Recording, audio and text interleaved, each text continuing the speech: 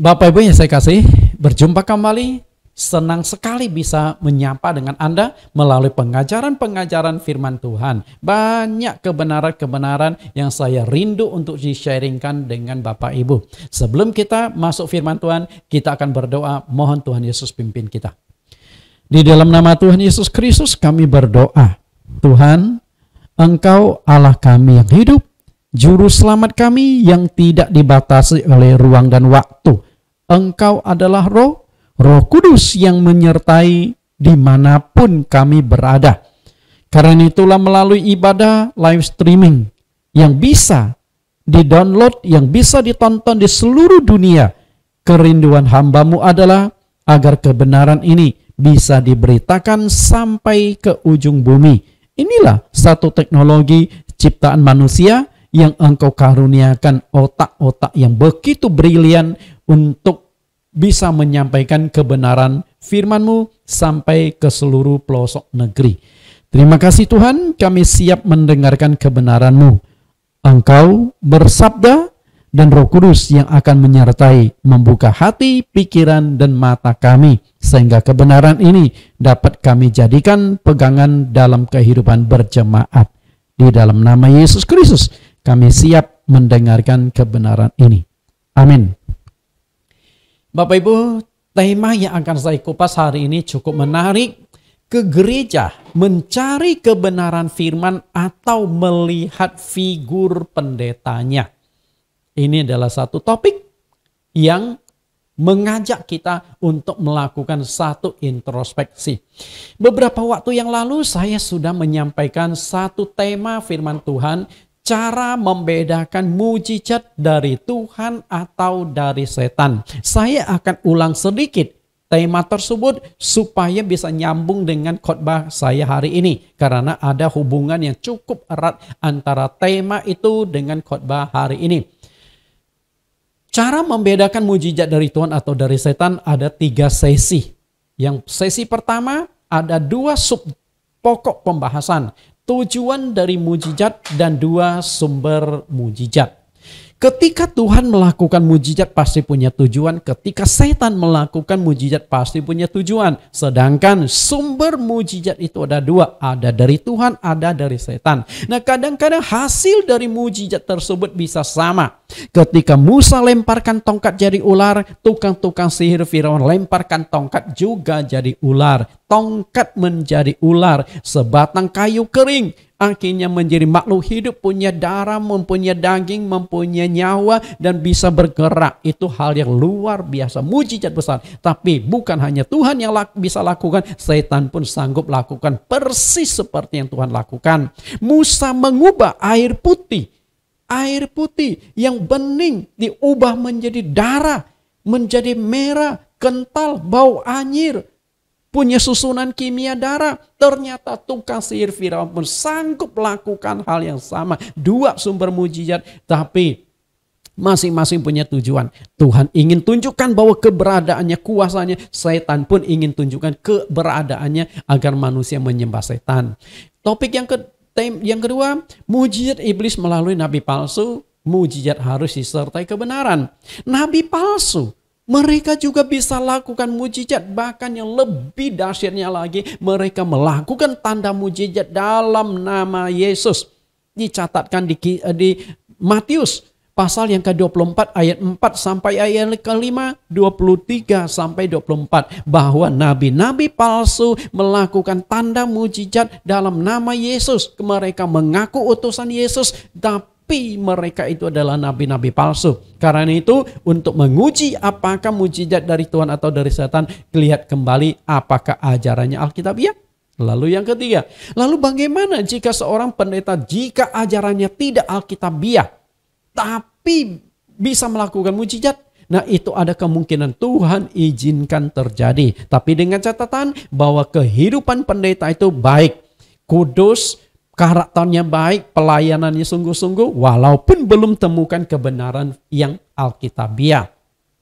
Nah dari 3 sesi tersebut, kemudian Bapak Ibu yang belum sempat menonton 3 sesi itu, saya katakan sangat baik. sangat memberkati karena banyak membuka, menyingkapkan dunia roh, membongkar sepak terjang manipulasi penyesatan iblis. Dan saya yakin iblis tidak akan senang ketika dia dibongkar karena ketahuan belangnya bagaimana melakukan manipulasi penyesatan. Tapi kita sebagai orang Kristen layak tahu, harus tahu, mesti menemukan kebenaran itu agar kita tidak disesatkan oleh iblis. Dan ketika saya menyampaikan topik ini pun, iblis pasti berusaha merintangi, berusaha menghalangi. Karena itu bagi Anda yang belum menonton, silakan buka di link YouTube kami, Bible Teaching Ministry. Satu link YouTube yang khusus membuat pengajaran firman Tuhan. Ada banyak sekali tema-tema yang sangat menarik yang Bapak Ibu bisa nikmati di sana.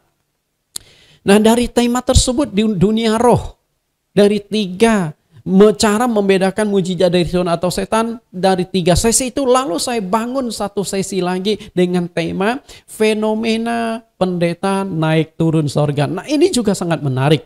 Kalau pendeta, nabi-nabi palsu bisa lakukan tanda heran mujizat. Lalu ketika seorang pendeta mengaku sering kali turun naik sorga, apakah Anda percaya? Tapi ada. Pendeta sering berkata, oh kemarin aku baru bertemu dengan Tuhan. Oh kemarin aku diangkat ke surga bertemu dengan Tuhan Yesus. Percayakah Anda? Bagaimana kita buktikan bahwa itu benar? Nah, silakan masuk ke tema yang satu ini, fenomena pendeta naik turun surga. Jadi ini khotbah-khotbah yang berseri yang masih berhubungan. Kita lihat dari mini seri tema pengajaran cara membedakan mujizat dari Tuhan atau dari setan, ada 3 sesi. Kemudian saya bangun 1 sesi lagi, fenomena pendeta naik turun ke sorga. Nah, 4 sesi pengajaran ini khusus membahas pelayanan pendeta. Khusus membongkar manipulasi penyesatan iblis melalui pendeta-pendeta palsu, melalui nabi-nabi palsu tersebut. Nah, saya akan mengajak Anda sekarang sebagai orang Kristen, sebagai jemaat, untuk sesi ini khusus Anda. Bukan untuk pendeta lagi, khusus untuk Anda. Sesi yang kelima, ke gereja mencari kebenaran firman atau melihat figur pendeta. Kalau pendetanya banyak melakukan tanda mujizat, pendetanya sering kali naik turun sorga, apakah itu akan membuat Anda fanatik kepada pendeta itu? Ataukah Anda tetap mencari ajarannya Alkitabiah? Mari kita kupas hari ini. Karena topik hari ini, topik yang kelima ini sebagai topik penutup dari tema ini khusus untuk Anda sebagai umat Kristen. Jangan mudah terkecoh. Bagaimana reaksi saudara jika, perhatikan kata jika yang saya buat ada pergantian huruf unik. Jika saudara mengenal seorang hamba Tuhan yang punya karunia menyembuhkan berbagai macam penyakit. Apapun di penyakit Anda, didatangi ke pendeta, disembuhkan. Penyakit kanker disembuhkan. Penyakit stroke yang tidak bisa jalan, tahu-tahu bisa jalan. Lumpuh yang tidak bisa berjalan. Yang buta bisa melihat. Yang tuli bisa mendengar. Yang berbagai macam apapun penyakit. Dan itu memang terjadi di Alkitab kan. Nah, jika ada pendeta yang sanggup lakukan itu, bagaimana reaksi Anda? Kemudian pendeta itu punya kuasa besar untuk usir roh jahat. Dalam nama Yesus, setan itu kabur. Bahkan kalau kita di Alkitab juga pernah ada bayangan Petrus bisa menyembuhkan orang dan usir setan. Sapu tangan Paulus bisa usir setan dan juga menyembuhkan berbagai macam penyakit termasuk baju yang pernah dia pakai. Dan zaman sekarang pun ada pendeta-pendeta yang punya kuasa seperti itu. Kemudian bisa membangkitkan orang dari kematian. Orang yang rohnya sudah keluar tubuh, dia datangkan, masukkan lagi. Bagaimana reaksi Anda? Pasti luar biasa ya. Bisa melakukan berbagai macam tanda-tanda mujizat. Mujizat dan heran. Mengaku bisa berkomunikasi secara langsung dengan Tuhan. Nah, ini masuk ke dunia roh. Kayak telepon-teleponan ya, kayak sama Tuhan Yesus ya. Saya tidak tahu WhatsApp nggak sama Tuhan Yesus. Maaf kata, saya katakan ini mungkin bukan maksud melecehkan. Jadi maksud saya adalah supaya lebih ekstrim sedikit. Karena banyak pendeta mengaku, oh Tuhan baru memberitahukan saya. Oh Tuhan berkata kepada saya. Oh Tuhan memberitahukan kepada Anda. Jadi seolah-olah Tuhan itu dia juru bicaranya Tuhan. Jadi kalau di dunia sekuler, presiden ada jubirnya presiden, menteri ada jubirnya menteri. Nah ternyata di dunia rohani ada jubirnya Tuhan. Tuhan baru berkata kepada saya. Kenapa Tuhan gak langsung berkata kepada orang tersebut? Apakah semua itu harus lewat pendeta yang satu ini? Bapak Ibu yang saya kasih, apalagi kalau pendeta itu berkata, seringkali bertemu dengan Tuhan, turun naik sorga. Nah itu topik yang sudah saya kupas di sesi yang keempat. Nah bagaimana reaksi Anda dengan pendeta yang luar biasa ini? Bagaimana reaksinya? Kemungkinan besar saudara akan pindah ke gereja tempat di mana pendeta itu melayani. Benar gak? Maka coba perhatikan, fenomena perpindahan jemaat itu cukup tinggi. Jadi perkembangan agama Kristen di Indonesia itu sebenarnya nggak begitu tinggi. Bahkan cenderung stagnan. Tapi kadang-kadang ada gereja baru buka, rame, ternyata itu pindahan. Kenapa jemaat-jemaat bisa pindah ke gereja lain? Karena pendeta di gereja yang baru berdiri itu pendetanya bisa lakukan tanda mujizat luar biasa. Jadi orang ramai-ramai berbondong-bondong ke sana. Dan jika ada pendeta demikian di Indonesia, mungkin Anda akan pergi ke sana. Faktanya pendeta yang penuh kuasa itu bisa melakukan berbagai tanda mujizat, bisa naik turun surga. Gerejanya itu pasti besar, jemaat itu pasti mencapai ribuan bahkan ratusan ribu orang. Fakta yang tidak bisa dipungkiri. Karena itu percayalah, dimanapun pendeta itu melayani, di gereja itu pasti ramai sekali orang datang. Karena ada kuasa. Bahkan sekalipun pendeta itu membangun gereja di sebuah gunung yang terpencil, yang kalau untuk mencapai ke sana itu mungkin kendaraan itu hanya bisa sampai di kaki gunung, kemudian untuk naik kita harus jalan kaki. Pasti gereja itu ramai juga. Kenapa? Karena orang mencari, melihat mujizat. Karena mujizat itu daya tarik. Bapak Ibu masih ingat batu kecilnya si Ponari? Terjadi tahun 2009. Seorang anak SD di daerah Jombang. Dia mengaku disambar petir. Jadi kemudian setelah disambar petir, lalu ada sebuah batu jatuh di dekat dia. Nah dia pungut itu jatuh. Karena dia melihat masih panas berasap, dia bawa pulang. Nah batu tersebut sempat keluarnya awalnya nggak percaya, lalu batu itu sempat dibuang ke halaman rumah, dia di pekarangan rumah. Tapi katanya aneh, batu yang sudah dibuang itu bisa masuk ke rumah lagi. Itu benar atau enggak kan kita nggak tahu, tapi cerita dari keluarganya. Nah sampai suatu saat tetangganya itu ada seorang gadis kecil lagi sakit demam. Nggak tahu iseng atau gimana, si Ponari anak SD ini bawa batu itu. Lalu dicelupkan ke air, disuruh anak itu minum. Anak itu nggak lama kemudian sembuh. Nah dari sanalah kemudian mulai menyebar. Dan akhirnya mulai heboh. Banyak orang yang sakit datang dicelupkan. Hanya batu dicelup-celup saja ke air diminum sembuh. Dan yang datang tuh ribuan orang, ramai sekali. Bahkan dikatakan waktu itu kan ada siaran juga termasuk SCTV dan beberapa stasiun televisi.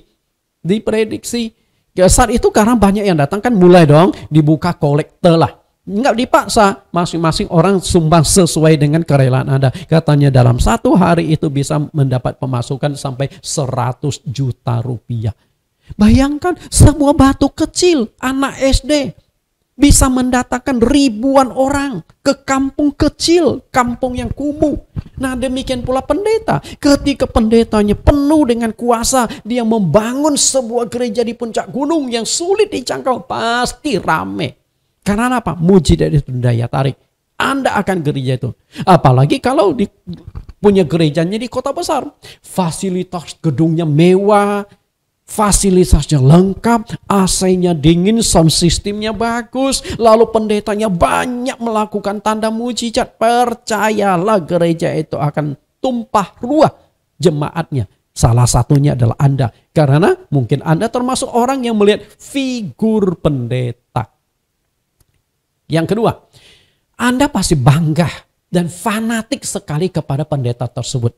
Pendeta gua disertai Tuhan. Betul nggak? Pendeta gua bisa lakukan tanda heran mujizat. Orang sakit disembuhkan, orang buta melihat, orang tuli mendengar, orang bisu berbicara. Oh, macam-macam. Anda pasti promosikan kemana-mana. Saudara akan menjadikan pendeta itu sebagai idola atau figur yang menjadi panutan. Karena itu Anda akan ikuti pendeta tersebut. Jika potongan rambutnya cepat, Anda ikut cepat kayak Kim Jong-un aja. Karena apa? Menjadikan Kim Jong-un kan sebagai figur. Nah, banyak orang yang seperti itu. Akibatnya apapun yang dikatakan oleh pendeta itu, yang diajarkan pendeta itu Anda terima dan aminkan 100%. Karena ada bukti kan, pendeta itu bisa lakukan tanda mujizat. Pasti dari Tuhan. Betul nggak? Ini kan asumsi kita. Kalau dia hamba Tuhan dari Tuhan, maka apapun ajaran yang Anda ikuti, walaupun ajarannya menyimpang dari Alkitab, ajarannya nyeleneh, Anda pasti ikuti. Karena yang Anda lihat itu mujizatnya, bukan kebenarannya, bukan firmannya. Karena Anda terjebak melihat figur, bukan melihat kebenaran firman. Saudara akan semangat memberikan persembahan. Karena itu, pendeta yang banyak melakukan tanda mujizat itu punya mega church. Dari mana dia sanggup membangun sebuah gereja besar, sebuah gereja megah? Karena persembahan itu gede, persembahan itu masuk. Karena Anda merasa, oh pendeta itu dipakai Tuhan. Lalu ketika saya berikan persembahan, berarti saya berikan kepada Tuhan. Walaupun lewat pendeta itu. Akhirnya pendeta itu kaya raya. Kemanapun pendeta itu berkhotbah, Anda akan ikuti. Saya pernah melayani di satu gereja cukup besar di daerah Jembatan 3. Dan kebetulan pendetanya tuh figurnya memang cukup terkenal di Indonesia. Pendeta top lah di Indonesia. Jadi ketika jadwalnya beliau yang khotbah, itu gereja tuh penuh sekali sampai harus tambah kursi. Tapi ketika bukan jadwal pendeta itu, jemaat itu hilang separuh, nggak tahu kemana. Jadi ternyata ada jemaat jalan-jalan. Makanya seringkali kami di sekretariat itu dapat telepon, Pak pendeta X ini khotbahnya tanggal kapan? Hari apa? Nah, ketika kita kasih tahu, dia datang. Tapi ketika pendetanya nggak ada, dia nggak ada. Jadi ada jemaat jalan-jalan, ikuti jadwal. Karena itu biasa pendeta besar ini selalu ditanya, jemaat yang demikian itu selalu meminta jadwal dari pendeta yang besar ini, pendeta X ini. Sehingga kemanapun pendeta itu berkhotbah, dia selalu ikuti. Saya ketemu sama beberapa orang yang seperti itu. Oke? Kemanapun pendeta yang satu ini pergi, dia akan pergi. Kasihan kalau gereja yang mengundangnya itu gerejanya katakanlah hanya muat 100 orang, sekali datang 500 orang. Karena memang masanya itu yang jadikan pendeta itu sebagai figur ini ikut. Oke? Ini melihat figur, bukan melihat kebenaran firman. Karena itulah tema hari ini saya tujukan khusus untuk Anda sebagai jemaat. Ke gereja mencari kebenaran firman atau figur pendeta. Ini harus jelas. Oke, Anda harus jelas. Supaya Anda itu menjadi jemaat yang benar-benar mengerti kebenaran. Beberapa waktu yang lalu saya sudah kupas topik cara membedakan mujizat dari Tuhan atau dari setan. Ada 3 sesi. Nah, kemudian saya terbangun satu sesi lagi, fenomena pendeta naik turun sorga. Jika Anda sudah menonton keempat sesi pengajaran ini, seharusnya hal tersebut di atas sudah memberikan satu jawaban jelas kepada Anda. Bahwa nabi-nabi palsu juga sanggup melakukan tanda heran mujizat yang luar biasa. Pendeta-pendeta palsu juga bisa lakukan itu. Ada pendeta yang turun naik sorga. Karena itu kalau Anda akhirnya menjadikan pendeta itu sebagai figur, sebagai panutan, maka Anda akan mengalami permasalahan. Karena jika Anda ke gereja karena figur pendeta, ada 3 resiko yang akan Anda alami. Oke, 3 risiko, 3 bahaya yang mengancam Anda ketika Anda melihat figur pendeta. Karena itu, saya selalu tanamkan kepada jemaat, jangan lihat pendetanya. Oke. Saya dikaruniakan sedikit karunia pengajaran. Saya juga selalu ingatkan kepada jemaat di gereja saya, jangan karena sehari saya berkhotbah lalu kalian datang rame. Begitu saya bukan jadwal saya yang khotbah lalu jemaatnya pada sepi. Jangan, siapapun yang menyampaikan firman Tuhan, kalau itu utusan Tuhan, kalau yang disampaikan itu kebenaran, Anda harus dengarkan, Anda harus ikuti. Karena itu jangan lihat figur pendeta, lihat firman. Karena jika engkau melihat ke gereja karena figur pendetanya, ada 3 risiko, 3 bahaya yang mengancam Anda. Bahaya yang pertama, Anda akan menjadi domba liar yang tidak punya kandang. Oke? Domba liar, mencelak-mencelok. Jadi bisa dikatakan 3J. Jemaat jalan-jalan, 3J. Banyak jemaat 3 yang punya gelar 3J. Jemaat jalan-jalan. Ke gereja ini, ke gereja itu, tidak ada kandang yang tetap. Yang kedua, Anda akan mudah tersandung oleh pendeta itu. Jika pendetanya pelayanan baik, karakternya baik, mungkin masih aman. Tapi begitu pendetanya melakukan kesalahan, Anda akan tersandung, bahkan Anda akan kecewa. Kok hamba Tuhan begini? Bahkan Anda akan tinggalkan Tuhan. Karena apa? Yang Anda lihat itu bukan Tuhannya, figur pendetanya. Dan yang ketiga, Anda akan mudah terjebak di dalam penyesatan jika pendeta itu nabi palsu. Nah, kita akan kupas ketiga hal tersebut karena sangat menarik. Yang pertama, jika Anda melihat figur pendeta, Anda akan menjadi domba liar yang tidak mempunyai kandang yang menetap. Anda perhatikan gambar animasi ini Bapak Ibu. Ini seekor domba yang ditarik sama mungkin gembalanya kali ya, pendeta wanita kali ya. Jika Anda ke gereja karena melihat figur pendeta, Anda akan menjadi domba liar yang selalu pindah-pindah kandang. Dan banyak sebarang domba-domba liar itu. Gereja ini dia pergi, gereja itu dia pergi. Setelah itu yang repot itu adalah waktu dia meninggal. Waktu dia meninggal, siapa yang, gereja mana yang harus pimpin? Pendeta harus mana yang pimpin? Apalagi kalau dia secara ekonomi kuat. Oke? Biasa maaf kata ini, Bapak Ibu pendeta maaf kata ini. Biasakan di dalam perkabungan, setelah pemakaman, pendeta kan diberikan sedikit uang PK. Nah kalau orangnya kaya, pasti PK-nya gede dong. Nah sehingga orang ini meninggal, ke gereja mana-mana, pendeta nantinya berantem. Pendeta ini merasa ini jemaat gua. Pendeta yang satu nih merasa jemaat gua. Nah gimana itu? Jangan merepotkan pendeta. Oke? Jangan merepotkan pendeta. Jadilah jemaat yang setia di gereja.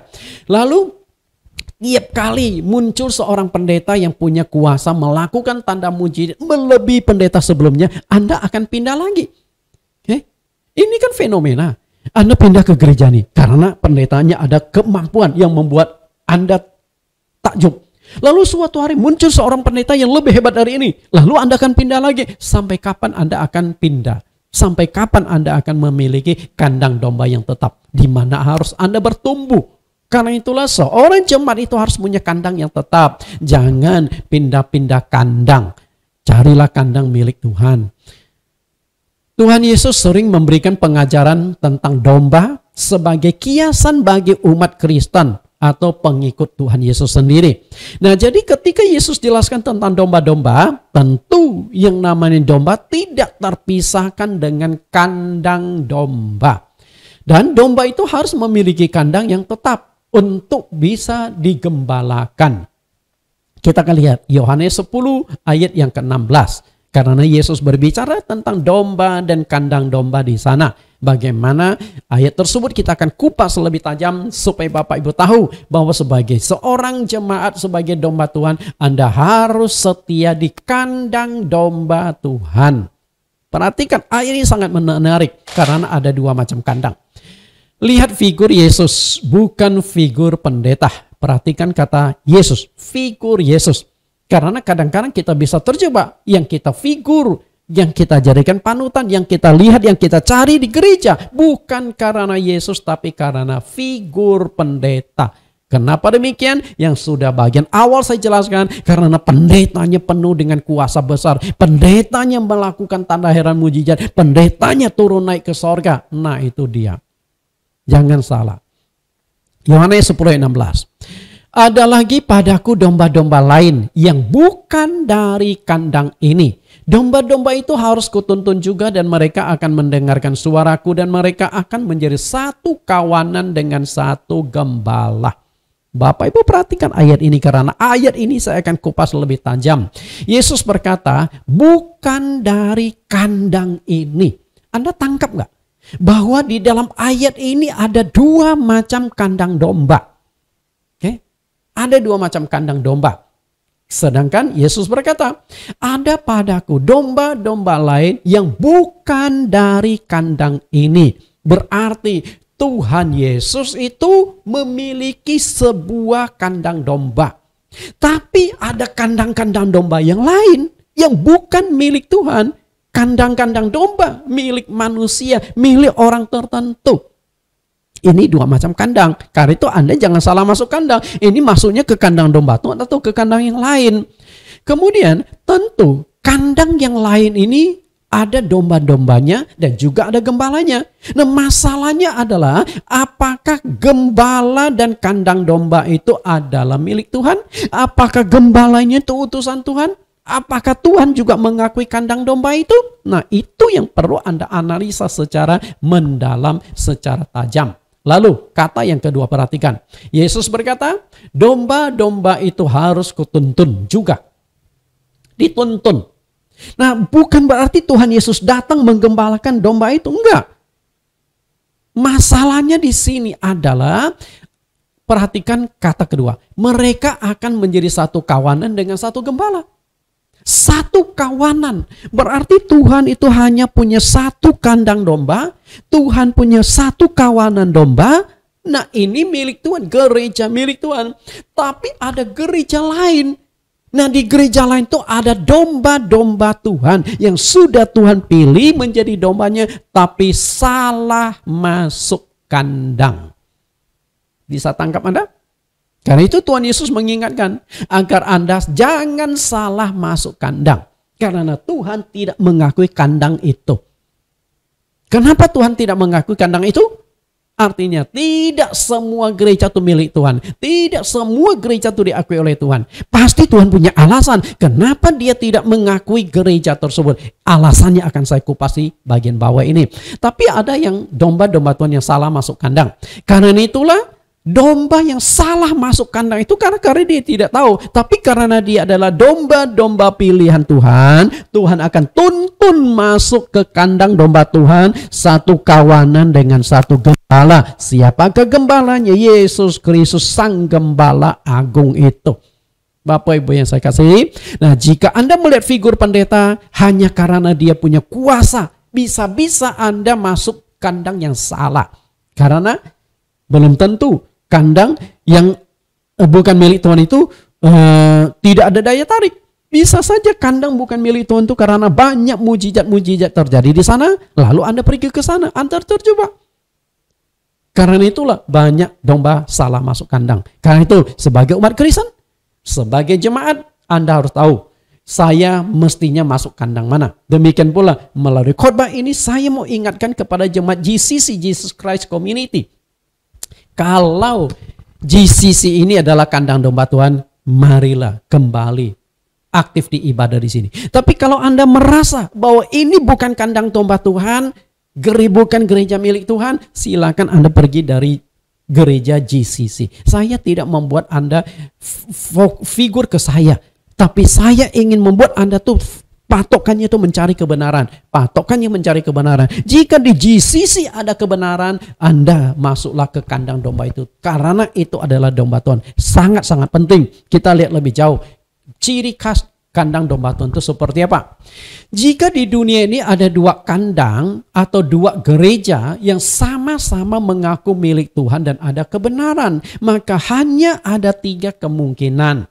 Ya, katakanlah kandang domba A dan kandang domba B, atau gereja A dan gereja B sama-sama mengaku milik Tuhan, sama-sama mengaku ajarannya benar, maka hanya ada 3 kemungkinan. Kemungkinan yang pertama adalah kandang domba A yang benar, kandang domba B salah, atau gereja A benar, gereja B salah. Kemungkinan yang kedua adalah gereja A yang salah, gereja B yang benar. Nggak mungkin kalau dua-duanya mengaku milik Tuhan tapi ajarannya berbeda. Nggak mungkin dua-duanya itu milik Tuhan. Nggak mungkin dua-duanya itu benar. Karena Alkitab tidak mengandung multi kebenaran. Oh, baptisan yang satu percik, yang satu selam. Tapi dua-dua gereja milik Tuhan. Nggak mungkin kan? Kalau percik benar berarti selam salah. Kalau selam benar berarti percik salah. Nggak mungkin dua-duanya benar. Pasti ada salah satunya. Tapi kan saya tidak sedang membahas tentang baptisan. Ini salah satu contoh. Nah, atau kemungkinan yang ketiga adalah dua-duanya salah. Nah, kalau dua-duanya salah, lalu gereja yang benar seperti apa? Oke. Karena itu renungkan dengan baik 3 kemungkinan tersebut. Bapak Ibu perlu tahu yang namanya gereja itu ada 2 macam gereja. Jauh hari penulis Ibrani sudah ingatkan kita ada 2 macam gereja di dunia. Sama seperti yang dikatakan oleh Tuhan Yesus ada 2 macam kandang. Maka Yesus katakan ada padaku domba-domba lain yang bukan dari kandang ini. Perhatikan, kandang ini artinya Tuhan Yesus punya kandang. Tapi di tempat lain ada kandang yang lain. Kandang yang lain itu bukan milik Tuhan. Karena itu dari sana dikuatkan oleh penulis Ibrani ada 2 macam gereja di dunia. Itu gereja yang didirikan oleh Tuhan dan gereja yang didirikan oleh manusia. Apa perbedaan mendasar dari kedua macam gereja ini? Gereja yang didirikan Tuhan ajarannya itu adalah doktrinnya Alkitabiah. Pasti sesuai dengan Alkitab. Kenapa demikian? Karena Tuhan dengan kebenaran itu kesatuan yang tidak terpisahkan. Kalau Tuhan yang mendirikan gereja ini, pasti gereja ini akan mengajarkan firman Tuhan. Dan kalau firman Tuhan diajarkan, maka Tuhan pasti ada di sana. Karena Tuhan dengan firman itu tidak bisa dipisahkan. Makanya penulis Yohanes menegaskan, pada mulanya adalah firman. Firman itu bersama-sama dengan Allah dan firman itu adalah Allah. Di Yohanes 1 ayat 1 artinya firman dengan Allah itu tidak bisa dipisahkan. Maka ketika engkau mau ke gereja, jangan lihat figur pendetanya, lihat firmannya, lihat ajarannya. Ajarannya sesuai Alkitab atau tidak. Ketika ajarannya sesuai Alkitab, maka Anda sudah temukan Tuhan. Tapi kalau ajarannya tidak sesuai Alkitab, maka Anda sudah terjebak masuk ke kandang yang lain. Itu adalah doktrin buatan sinode, ajaran-ajaran manusia. Adanya 2 macam gereja yang didirikan Tuhan dan didirikan oleh manusia diungkapkan oleh penulis Ibrani. Kita akan baca apa yang dituliskan oleh penulis ini. Ibrani 8 ayat 1 sampai 2. Inti segala yang kita bicarakan ialah kita mempunyai imam besar yang demikian, yang duduk di sebelah kanan tahta yang maha besar di sorga, dan yang melayani ibadah di tempat kudus, yaitu di dalam kemah sejati, yang didirikan oleh Tuhan dan bukan oleh manusia. Saya ingin Bapak Ibu melihat ada kata-kata tertentu yang ingin saya fokus lebih tajam. Perhatikan, ibadah di tempat kudus, yaitu di dalam kemah sejati. Nah, ini pasti berbicara tentang gereja, karena di dalam tempat itu diadakan ibadah. Nah, kemah itu menunjuk pada tempat, artinya gereja tempat di mana ibadah itu diselenggarakan. Tapi ada 2 macam gereja, yaitu gereja yang didirikan oleh Tuhan dan gereja ada yang didirikan oleh manusia. Karena tempat ibadah itu bisa ada kekuatan yang mendirikan. Kita lihat gereja yang didirikan oleh Tuhan dan gereja yang didirikan oleh manusia. Tuhan mendirikan gereja tentu melalui kuasa Roh Kudus. Pasti ada orangnya yang terlibat dong, tapi itu orang-orangnya Tuhan. Rasul-rasul itu orang-orangnya Tuhan. Maka gereja berdiri, gereja rasul-rasul setelah Roh Kudus dicurahkan hari Pentakosta. Tapi manusia juga bisa dirikan gereja. Bapak Ibu, untuk mendirikan sebuah gereja dalam konteks gereja secara fisik tidak sulit. Hanya butuh 2 modal. Modal pertama adalah duit. Karena untuk membangun sebuah bangunan, beli tanahnya, membangunnya, ini kan butuh duit. Minimal itu 1 miliar, minimal. Tanahnya saja kalau untuk Jakarta 1 miliar Anda dapat tanah yang kecil.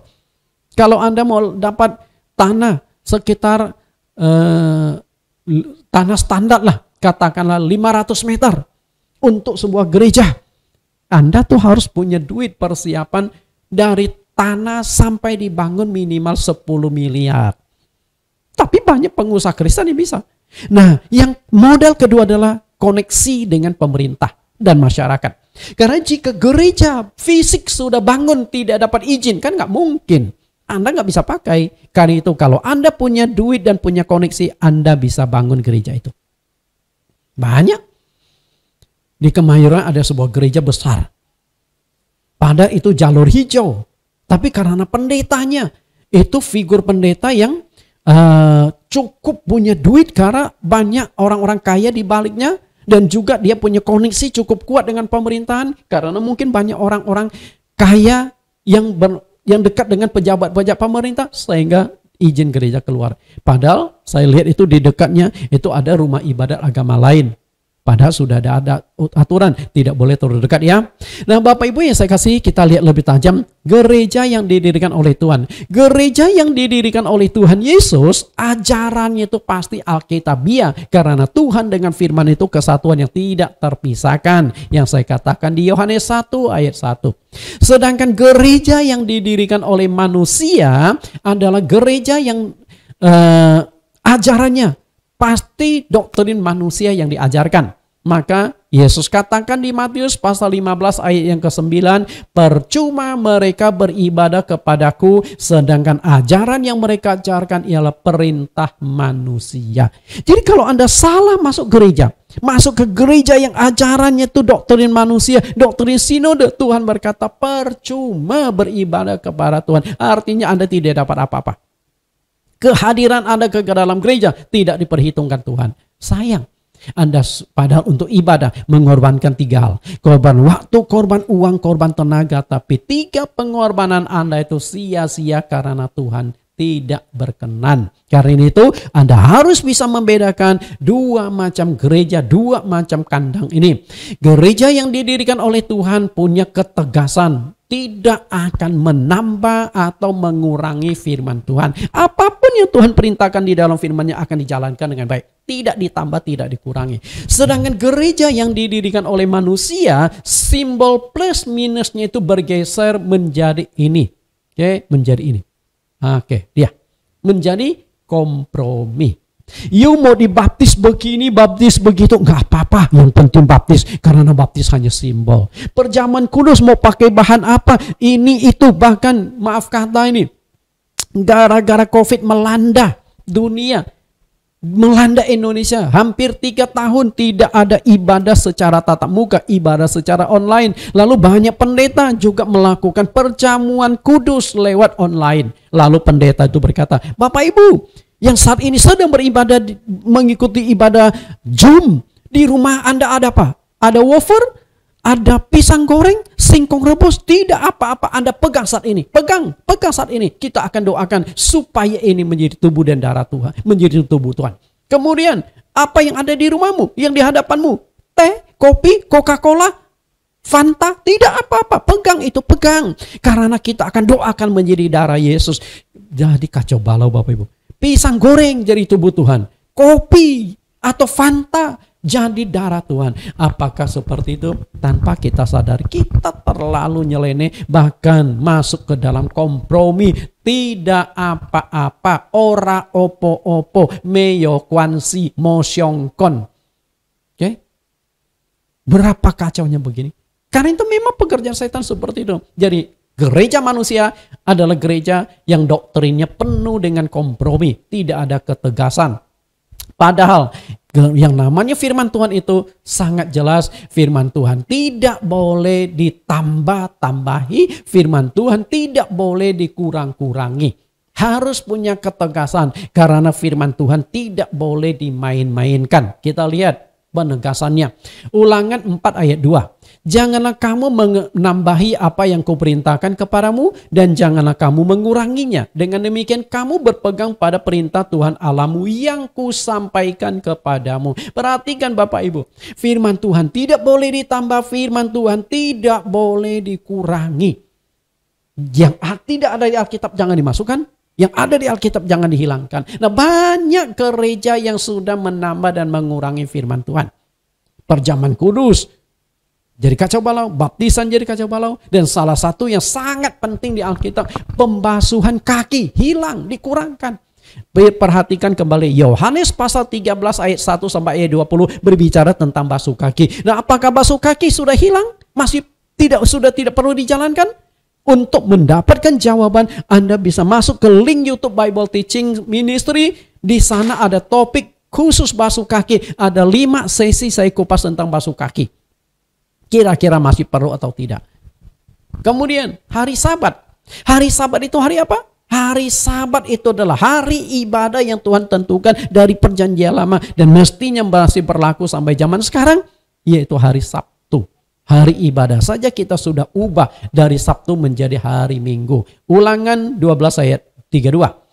Segala yang kuperintahkan kepadamu haruslah kamu lakukan dengan setia. Perhatikan kata setia. Orang yang setia itu tidak akan menambah dan mengurangi firman Tuhan. Karena memang tidak boleh. Firman Tuhan tidak boleh ditambah, tidak boleh dikurangi. Nah, gereja yang teguh menjalankan prinsip firman Tuhan, tidak menambah dan mengurangi firman Tuhan, itulah yang namanya kandang domba milik Tuhan.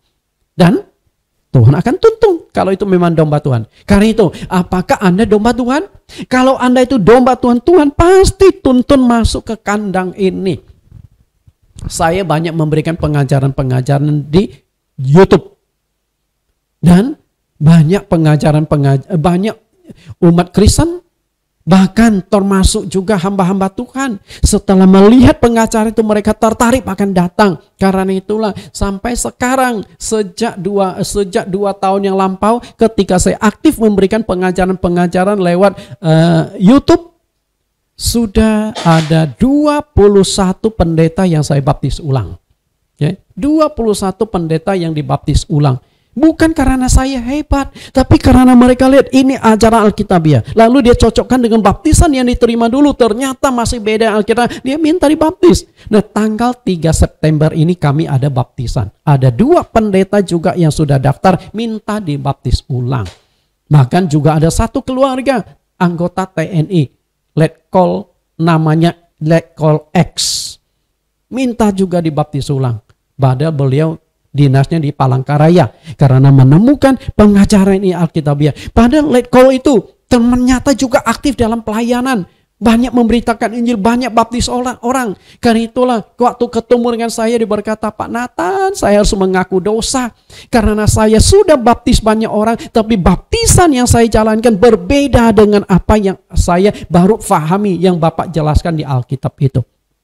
Bapak Ibu yang saya kasih, masuklah ke kandang domba Tuhan. Karena hanya di kandang domba Tuhan ada jaminan keselamatan.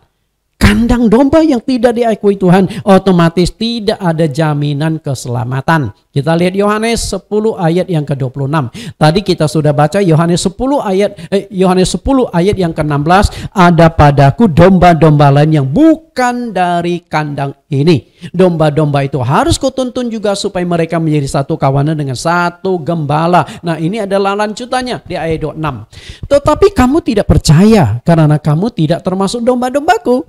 Domba-dombaku mendengarkan suaraku dan aku mengenal mereka dan mereka mengikut aku. Pertanyaannya adalah, domba-dombaku mendengarkan suaraku. Anda domba Tuhan bukan?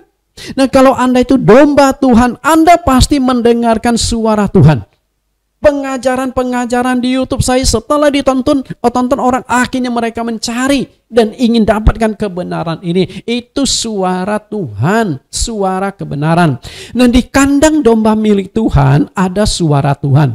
Suara Tuhan itu menunjukkan ajaran Tuhan, firman Tuhan, ajaran yang Alkitabiah. Karena itu ketika Anda masuk ke gereja, jangan lihat figur pendetanya, tapi lihat ajarannya itu sesuai Alkitab atau tidak.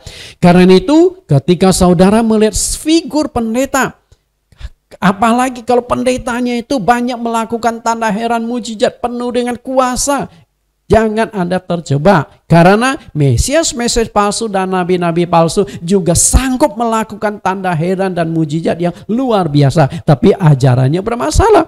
Karena itu intinya adalah lihat ajarannya Alkitabiah atau tidak. Alkitab akan menguji kembali sebuah kebenaran. Apakah ajarannya benar? Kalau ajarannya itu Alkitabiah, ajarannya benar, saya katakan itu kandang domba Tuhan. Karena di kandang domba Tuhan itu pasti akan mengajarkan ajaran yang benar. Dan ketika Anda masuk ke kandang domba Tuhan, maka jaminan yang Tuhan berikan itu ada di ayat 28. Dan aku memberikan hidup yang kekal kepada mereka, dan mereka pasti tidak akan binasa sampai selama-lamanya, dan seorang pun tidak akan merebut mereka dari tanganku. Perhatikan jaminan yang Tuhan berikan di kandang dombanya. Aku memberikan hidup yang kekal kepada mereka. Artinya mereka yang masuk ke kandang domba milik Tuhan, yang ada jaminan keselamatan di sana. Tapi ketika Anda salah masuk kandang domba itu, bahkan domba Tuhan, maka Tuhan tidak di sana. Tuhan tidak memberikan jaminan keselamatan kepada Anda.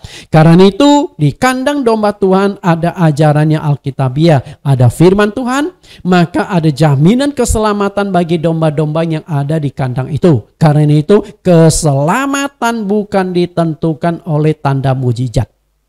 Oke, sekali lagi saya katakan, keselamatan bukan ditentukan oleh tanda mujizat. Mujizat itu hanya pelengkap di dalam pelayanan. Karena itulah Tuhan pernah mengatakan kepada Thomas, Rasul Thomas, berbahagialah mereka yang tidak melihat namun percaya. Mujizat itu perlu kita lihat. Tapi walaupun kita tidak melihat mujizat, tapi kita percaya karena di sini ajarannya Alkitabiah, di sini ada firman yang benar.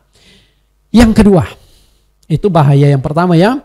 Anda bisa salah masuk kandang, atau Anda tidak memiliki kandang yang menetap. Anda akan jadi domba liar. Berusahalah jadi domba yang jinak, jangan jadi kambing. Yang kedua, Anda akan mudah jatuh tersandung oleh pendeta tersebut. Oke, Anda mudah tersandung. Karena apa? Anda melihat figurnya. Oke, perhatikan gambar yang satu nih Bapak Ibu. Tentu gambar yang satu ini kita lihat ini adalah seorang pendeta. Pakai salib gede lagi, lalu pegang Alkitab. Tapi ada satu hal yang unik dari gambar yang satu ini. Ada satu yang muncul tenggelam, muncul hilang. Yaitu kepalanya, wajahnya. Artinya apa? Hari ini dia jadi pendeta, besok jadi pengusaha dia. Nah kalau pendeta ya mungkin jalankan fungsi pendeta. Tapi kalau pengusaha, nah dia itu bisa masalahnya. Karena itu banyak pendeta, banyak gembala yang sebenarnya berangkat dari pengusaha. Sehingga ketika menjalankan gereja, dia juga akan menggunakan manajemen perusahaan. Karena itu, jika ada pendeta yang dipecat oleh seorang pengusaha yang punya gereja, jangan kaget. Karena itu gereja milik dia. Karena itulah pendeta dipecat oleh seorang pengusaha. Karena yang mendirikan gereja itu pengusaha. Dan gereja itu baru bisa berjalan karena pengusaha tidak punya talenta menjadi hamba Tuhan, tidak punya waktu menjadi hamba Tuhan, maka dipanggillah hamba Tuhan, menggembalakan. Tapi salah sedikit saja, atau pendetanya tidak bisa menyenangkan sang pemilik gereja, dipecat. Kan itu saya kenal satu gereja di daerah Jembatan 3. Itu pendeta tuh dibongkar pasang, pecat sini, pecat sana. Kayaknya sudah 20 pendeta lebih dipecat oleh sang pengusaha. Kenapa bisa demikian? Karena dia merasa gereja ini gua yang mendirikan. Pakai duit gua panggil. Kalau lu nggak bisa menyenangkan atau lu tidak sevisi dengan saya, gua pecat. Nah pendeta dipecat. Kalau itu benar-benar pendeta milik Tuhan, Anda itu sudah memecat hamba Tuhan. Oke? Perhatikan gambar ini, sangat unik gambar ini. Satu hal yang perlu Anda ketahui, tidak ada manusia sempurna di bumi. Sekalipun dia itu pendeta. Sekalipun itu pendeta. Karena itu, pendeta juga manusia. Nah kalau dia pendeta itu adalah manusia, berarti pendeta juga bisa terlibat dalam hal-hal yang tidak benar. Terlibat dalam korupsi. Berapa banyak pendeta yang korupsi uang gereja? Saya bersyukur. Setidaknya dari awal saya merintis gereja, saya tahu bahwa duit itu bisa menjatuhkan seorang pendeta, maka saya tidak bersentuhan duit. Gereja yang saya dirikan sudah 10 tahun lebih, saya tidak bersentuhan sama duit. Jadi ada pengurus gereja, pengurus gereja yang kelola duit. Masuknya berapa, keluarnya berapa, transparan. Saya mendirikan gereja ini. Ketika saya dirikan gereja ini dari nol tanpa satu jemaat pun. Tapi puji Tuhan sekarang punya jemaat ratusan orang. Nah, ketika tanpa jemaat, saya itu dalam pelayanan keluar uang sendiri. Keluar uang sendiri sampai punya sedikit jemaat. Dan saya makan gaji dari gereja yang saya dirikan sendiri. Honor saya pertama itu hanya 1 jutaan. Honor pertama, Bapak. Bayangkan, dengan 1 jutaan saya harus bisa hidup 1 bulan. Saya harus bisa hidup istri, 2 anak. Anak saya masih sekolah saat itu. Bagaimana? Untunglah kami ada sedikit tabungan. Sedikit tabungan, jadi nomor terus. Dan pelan-pelan naik sedikit-sedikit. Ya puji Tuhan lah, sekarang yang dikatakan berlebih juga tidak, tapi cukuplah. Kalau untuk makan warteg, makan nasi padang masih oke lah. Ya, tapi karena memang pelayanan saya bukan ke sana. Saya tahu duit bisa menjatuhkan, karena itulah saya tidak bersentuhan dengan duit. Bapak Ibu, nah kemudian bisa terjebak dalam perselingkuhan, dalam pelecehan seks. Mungkin Anda masih ingat satu kasus pendeta di Surabaya, di mana pendeta tersebut kemudian berhubungan badan dengan jemaatnya yang masih dari SMP, sudah lecehkan secara seks, dan sekarang pendeta itu sudah di dalam penjara. Padahal pendeta cukup besar dan lumayan hasil pelayanannya. Lalu ada pendeta yang karakternya buruk dan berbagai macam kejahatan-kejahatan. Jadi ketika engkau lihat figur pendeta, engkau pasti jatuh setelah Anda kenal pendeta itu. Kalau Anda belum melihat kehidupan pendeta itu, mungkin masih aman-aman. Anda ikuti, wah pendeta ini luar biasa. Tapi ketika Anda sudah mulai dekat, wah ternyata brengsek sekali pendeta ini, Anda iman jatuh. Anda akhirnya bisa meninggalkan Tuhan, meninggalkan gereja. Pendeta tua, pendeta jahat, pendeta penipu. Banyak, saya sudah selama pelayanan hampir 30 tahun, sudah puluhan jemaat yang saya bertemu dengan saya, dia hilang dari gereja, tidak ke gereja lagi gara-gara tersangkut sama pendeta. Kecewa sama pendeta. Apa itu pendeta? Apa itu hamba Tuhan? Nah, saya yang hamba Tuhan juga, nggak enak ya. Karena itu, jangan lihat figur pendetanya. Kalau Anda lihat figur pendetanya akan jatuh. Kenapa demikian? Karena banyak nabi-nabi palsu. Lihat apa yang dikatakan oleh Petrus. 2 Petrus pasal 2 ayat 1. Sebagaimana nabi-nabi palsu dahulu tampil di tengah-tengah umat Allah, demikian juga pula di antara kamu akan ada guru-guru palsu. Mereka akan memasukkan pengajaran-pengajaran sesat yang membinasakan. Bahkan mereka akan menyangkal penguasa yang telah menebus mereka, dan dengan jalan demikian segera mendatangkan kebinasaan atas diri mereka. Bapak Ibu, banyak nabi-nabi palsu, banyak hamba-hamba Tuhan palsu, banyak pendeta-pendeta palsu. Nah, karena nabi-nabi palsu, maka yang penting itu bukan dia nggak perlu membenahi karakter. Karena jika hamba Tuhan, dia harus memiliki karakter Tuhan, karakter Kristus. Jika dia hamba Tuhan, dia harus menuntut diri untuk memperbaiki karakter dia, perkataan, perbuatan, motivasi pelayanannya. Tapi karena dia bukan hamba Tuhan, maka muncullah karakter-karakter ini. Coba lihat ayat yang kedua. Banyak orang akan mengikuti cara hidup mereka yang dikuasai hawa nafsu, dan oleh karena mereka kebenaran akan dihujat. Hidup dalam hawa nafsu. Sini pendeta juga manusia. Pendeta bisa selingkuh, bisa lakukan perkosaan, pendeta bisa lakukan pelecehan kepada jemaatnya dan sebagainya. Karena itu kalau Anda melihat figur pendeta, Anda pasti jatuh, iman Anda akan hancur. Karena itu, carilah firman, bukan lihat figur pendetanya. Kadang-kadang pendeta besar justru bahaya sekali. Kita lihat tentang nabi palsu. Yeremia 2 ayat 3, 21. Aku tidak mengutus para nabi itu, namun mereka giat. Aku tidak berfirman kepada mereka, namun mereka bernubuat.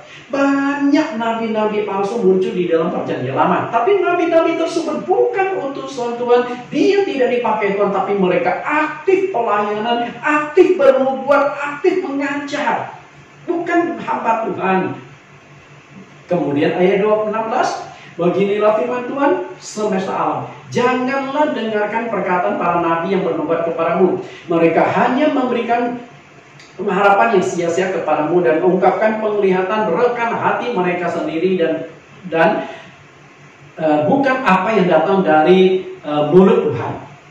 Jadi nubuat-nubuat yang disampaikan itu bukan nubuat dari Tuhan. Mereka karang anak sendiri, membuat orang takjub. Apalagi jika dia disertai dengan berbagai macam tanda heran dan mujizat, penuh dengan kuasa. Saya percaya Anda akan terjebak. Karena itu hati-hati, jangan lihat figur pendetanya, tapi lihat ajaran yang disampaikannya. Karena itu ketika seorang pendeta mengarahkan jemaat untuk menjadikan dia figur, pendeta juga sudah berdosa karena mencuri kemuliaan Tuhan. Karena itu berulang kali saya katakan kepada jemaat, jangan hanya karena saya yang khotbah lalu yang datang banyak. Ketika bukan jadwal saya yang khotbah, maka yang datang sedikit. Itu bukan jemaat GCC. Jemaat GCC adalah jemaat yang setia pada gereja, bukan jemaat jalan-jalan. Karena itu saya ingatkan kepada jemaat GCC, kalau Anda melihat figur pendeta, Anda salah. Anda harus melihat ajarannya. Ajarannya Alkitabiah tidak. Saya tidak melarang Anda ke gereja manapun. Saya tidak mengatakan Anda harus fanatik kepada GCC. Tidak.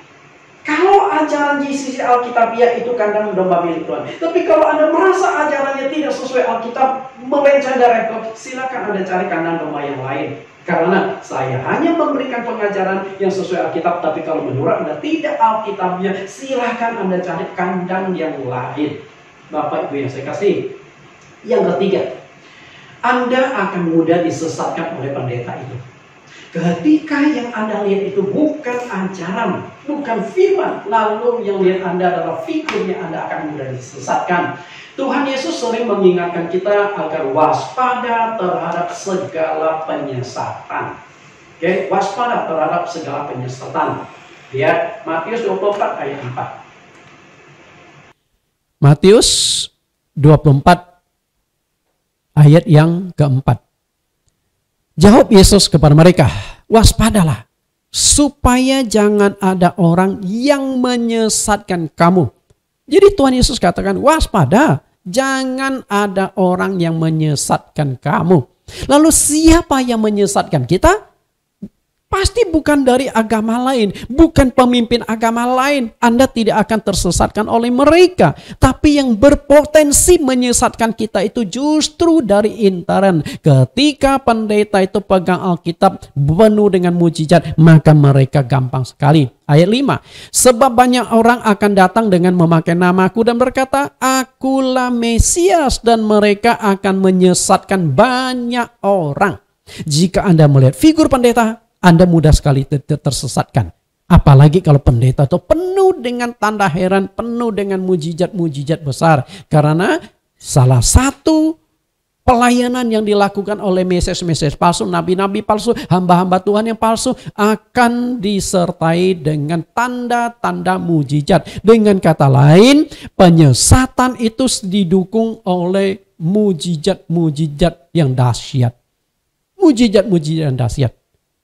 Kalau ada seorang pendeta, walaupun ajarannya tidak Alkitabiah, tapi karena dia disertai tanda heran dan mujizat, Anda pasti akan pergi ke sana. Padahal ajarannya itu tidak sesuai. Kita lihat Matius 24 ayat 23-24. Pada waktu itu jika orang berkata kepada kamu, lihat Mesias ada di sini atau Mesias ada di sana, jangan kamu percaya. Ayat 24, sebab Mesias-Mesias palsu dan nabi-nabi palsu akan muncul dan mereka akan mengadakan tanda-tanda yang dahsyat dan mujizat-mujizat. Sehingga sekiranya mungkin mereka menyesatkan orang-orang pilihan juga. Bayangkan orang-orang pilihan, artinya yang Yesus katakan tadi, ada padaku domba-domba lain yang bukan dari kandang ini. Domba-domba itu harus kutuntun. Itu sebenarnya itu domba sudah pilihan Tuhan. Sudah Tuhan tuntun dari kandang yang lain masuk ke kandang domba Tuhan. Tapi karena mungkin di kandang domba Tuhan tidak banyak mujizat atau mujizatnya tidak sedahsyat di kandang domba lain, akhirnya domba milik Tuhan itu pergi karena dia melihat figur pendetanya, bukan lihat ajarannya. Padahal di kandang domba Tuhan itu ada ajaran yang Alkitabiah. Karena itu saudara, ke gereja jangan melihat figur pendetanya. Sekalipun pendeta itu memiliki kuasa besar, bisa melakukan berbagai macam tanda heran dan mujizat, jangan lihat pendetanya. Anda ke gereja, patokan yang harus Anda pegang itu adalah ajarannya. Ajarannya. Apakah ajarannya itu Alkitabiah? Nah, jika ajarannya tidak alkitabiah sekalipun disertai dengan tanda heran dan mujizat, Tuhan Yesus katakan di Matius 15 ayat 14, biarkanlah mereka orang buta yang menuntun orang buta. Jika orang buta menuntun orang buta, pasti keduanya jatuh ke dalam lubang. Anda sudah dituntun oleh gembala yang buta firman. Jadi yang menyelamatkan itu bukan mujizat. Yang menyelamatkan itu adalah kebenaran firman. Ajarannya. Anda lihat gambar ini Bapak Ibu. Tentu Anda sudah punya gambaran atau sudah punya bayangan. Siapakah ini? Yang dibaptis dan yang membaptis lalu ada Roh Kudus turun. Nah, ini adalah Yohanes Pembaptis. Yohanes Pembaptis adalah seorang utusan Tuhan. Diutus khusus membuka jalan bagi Tuhan Yesus. Banyak orang yang bertobat dan dibaptis oleh Yohanes Pembaptis setelah mendengarkan pengajaran-pengajaran Yohanes. Jadi Yohanes itu fokus di pengajaran-pengajaran. Banyak orang yang bertobat.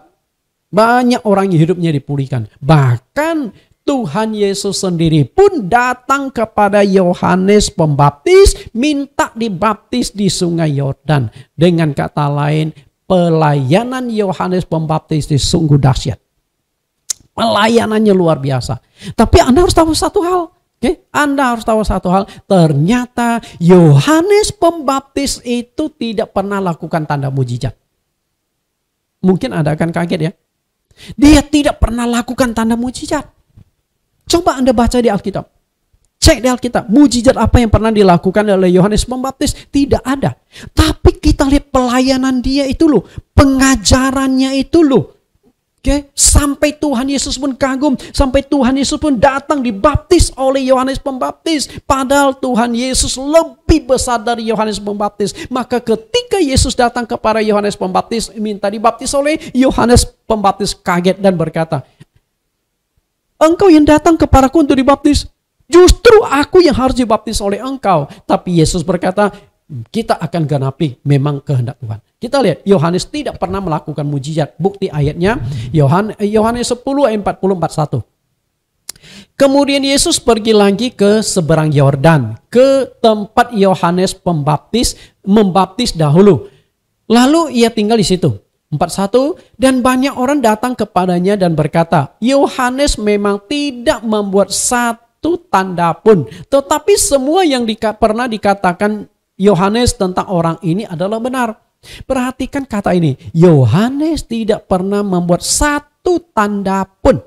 Artinya Yohanes Pembaptis tidak pernah melakukan satu tanda mujizat pun. Karena itu Anda jangan lihat figur pendetanya. Kalau lihat figur pendetanya, Anda tidak akan ikut Yohanes Pembaptis. Bisa tangkap? Karena Yohanes Pembaptis tidak pernah lakukan mujizat. Tapi karena dia pengajarannya Alkitabiah, diutus oleh Tuhan, maka Yesus pun datang kepada dia untuk dibaptis. Karena itu ke gereja jangan lihat figurnya, tapi lihat ajarannya. Apa yang diajarkan? Kalau ajarannya sesuai dengan Alkitab, maka Anda ikutilah. Kalau tidak, Anda tinggalkan. Ke gereja jangan lihat pendetanya. Sekalipun pendeta itu penuh dengan kuasa, bisa melakukan tanda mujizat yang dahsyat. Sebagai ayat penutup, saya ingin mengajak Anda melihat Matius 7 ayat 21-23. Bahwa mujizat tidak menjamin keselamatan. Bahkan pendeta yang bisa lakukan tanda mujizat besar pun belum tentu selamat. Karena keselamatan ditentukan oleh kebenaran.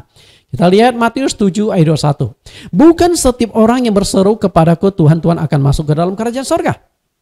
Jadi, jangan sangka ketika Anda sudah jadi Kristen, Anda pasti dijamin selamat. Enggak.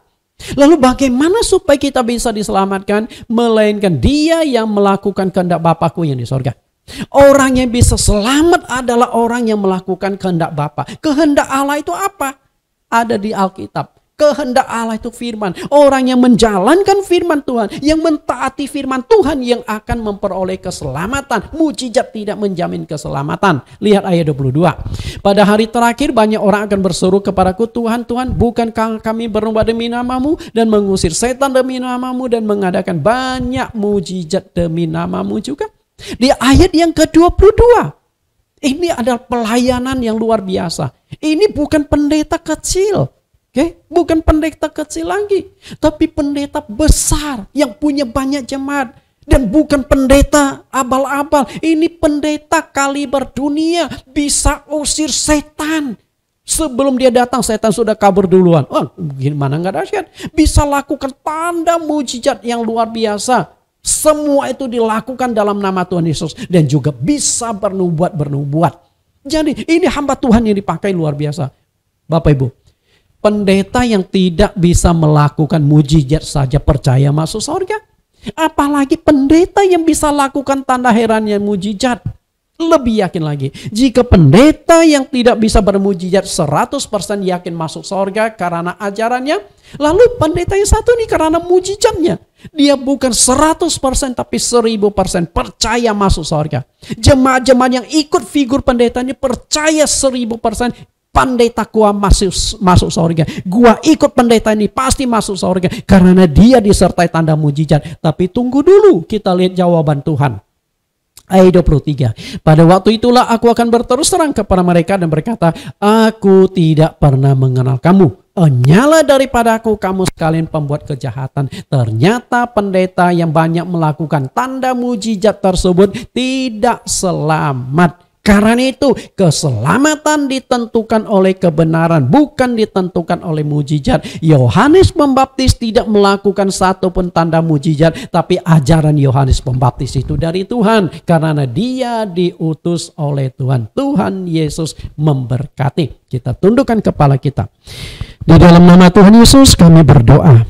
Tuhan, hari ini kembali kami diajarkan. Kami diberikan penjelasan.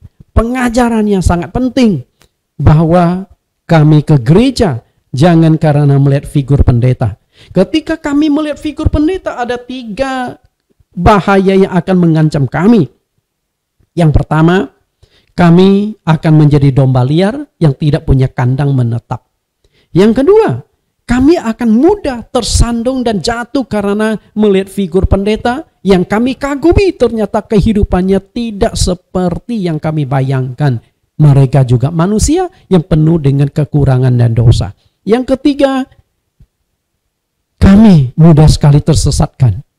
Ketika figur pendeta itu banyak melakukan tanda heran dan mujizat, kami akan fanatik, akan percaya, padahal ajarannya tidak sesuai dengan firman-Mu. Yang menyelamatkan bukan tanda mujizat, tapi kebenaran firman-Mu.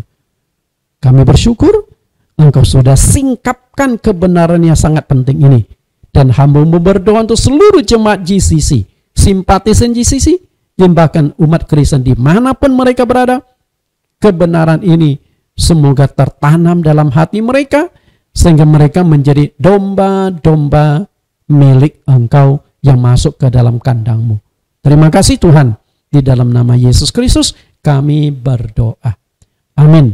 Tuhan Yesus berkati. Sampai bertemu di lain kesempatan dengan topik-topik firman Tuhan yang menarik lainnya.